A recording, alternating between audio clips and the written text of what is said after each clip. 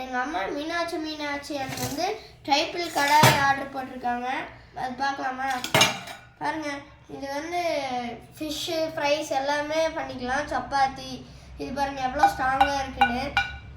அடுத்து இது பாருங்க, இது வந்து எங்கள் அம்மா வந்து எனக்கு ஒரு ஆளாக இருந்தால் பூஸ்ட்டு பால் எல்லாம் ஊற்றிக்க வாங்கியிருக்கோம். பாருங்கள் நல்லா குவாலிட்டியாக ஸ்ட்ராங்காக இருக்குது.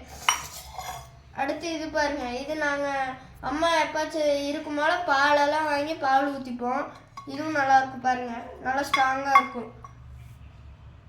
அடுத்து இதில் வந்து நம்ம ஃபுட்டு தாளிக்க எல்லாம் யூஸ் பண்ணிக்கலாம். பாருங்கள் நல்லா குவாலிட்டியாக இருக்குது. அதுக்கப்புறம் ஸ்ட்ராங்காக இருக்குது பாருங்கள்.